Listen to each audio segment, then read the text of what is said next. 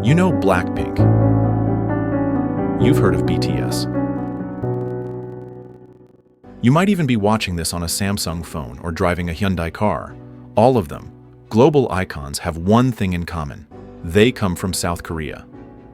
Today, South Korea is a cultural and technological powerhouse. It's home to billion-dollar entertainment empires, cutting-edge electronics, and some of the fastest internet on the planet. But what if I told you that just 70 years ago, this country was one of the poorest places on Earth? No industry, no infrastructure, barely even hope. So, how did South Korea go from war-torn ruins to world-class innovation? From surviving on foreign aid to shaping global trends?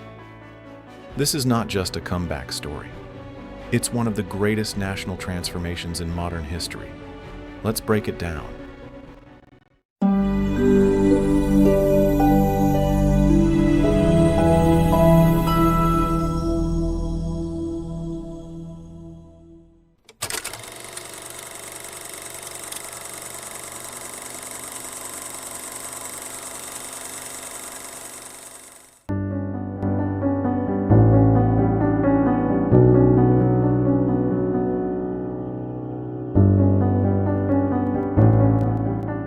In 1950, North Korea invaded the South, pushing deep toward Busan. The United States and UN forces fought back, pushing north toward the Chinese border. Then China entered the war, forcing the front line back again. After 3 brutal years, the war ended right where it began, dividing the nation at the 38th parallel.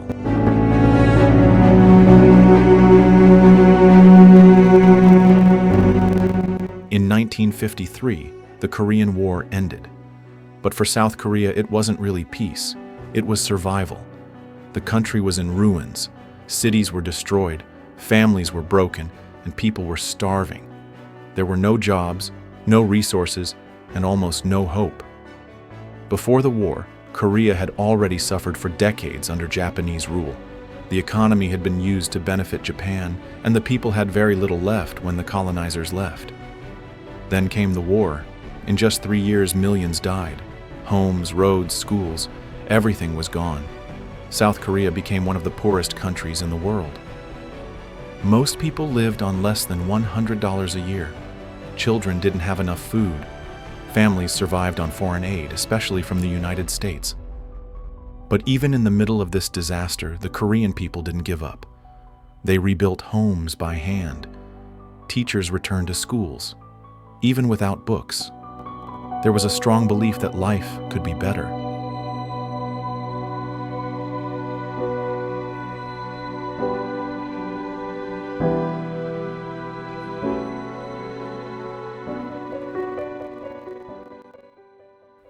In 1960, students protested against the government. The president at the time was removed. But things didn't get easier. Then in 1961, a military general named Park Chung-hee took control. He promised to fix the country, and he had a plan. This is where the story really begins. The story of how one of the world's poorest nations would soon become one of its richest.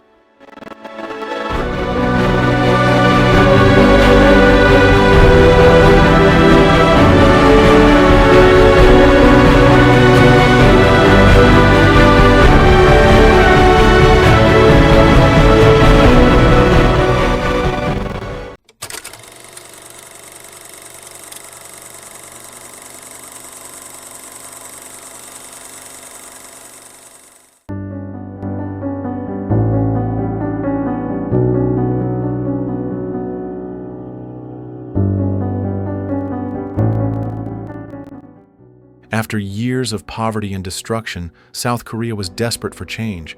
That change came in 1961, when a man named Park Chung-hee took control of the country through a military coup. He wasn't a perfect leader, far from it.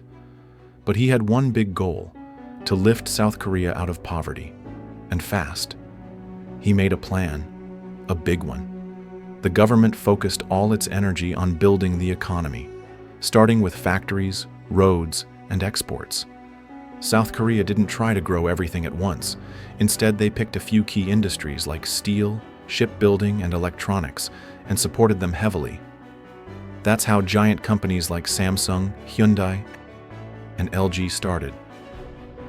These businesses, called Chaebols, got help from the government like cheap loans and tax breaks.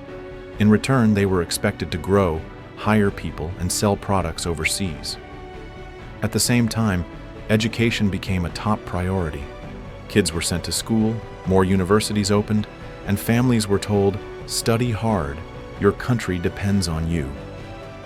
The work culture was intense. People worked long hours, often with low pay. Protests were not allowed. But the economy began to grow, and fast.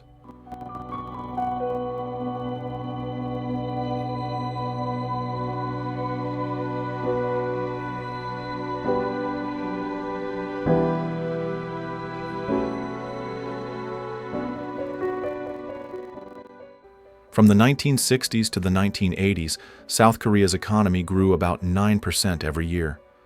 That's one of the fastest growth rates in history. By the 1980s, South Korea wasn't just surviving, it was becoming a rising star in Asia. People around the world started calling it the miracle on the Han River.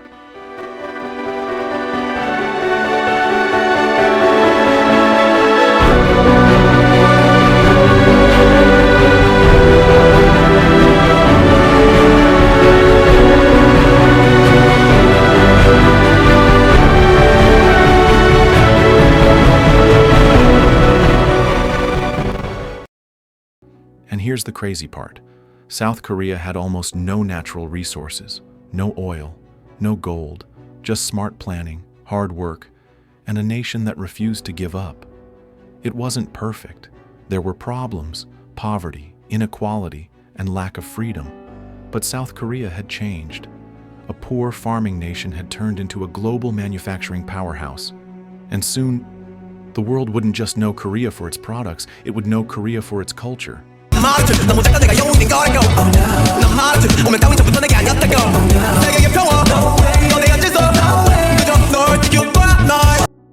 By the 2000s, groups like TVXQ and Girls' Generation were drawing massive fan bases. But it didn't stop there. With the rise of YouTube and social media, Korean culture had no borders. Then came PSY's Gangnam Style.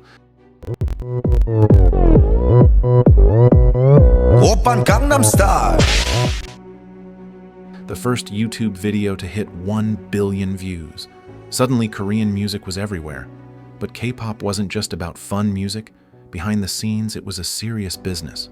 Talent agencies trained young performers for years, singing, dancing, learning languages, before debuting them as polished global products. It worked. Today, BTS and Blackpink have fans in almost every country. They sell out stadiums, top US charts, and win global awards. But South Korea's global fame doesn't stop at music. Korean films like Parasite have won Oscars. Shows like Squid Game became viral hits worldwide. Korean food, fashion, and even skincare are now part of global culture. And the best part? This cultural power didn't come from oil, weapons, or big armies. It came from soft power, ideas, stories, and identity. South Korea is now seen not just as an economic miracle, but as a cultural superpower, a small country that rebuilt itself from war and poverty, and now exports its creativity to the world. From factories to fame, South Korea's rise is nothing short of incredible.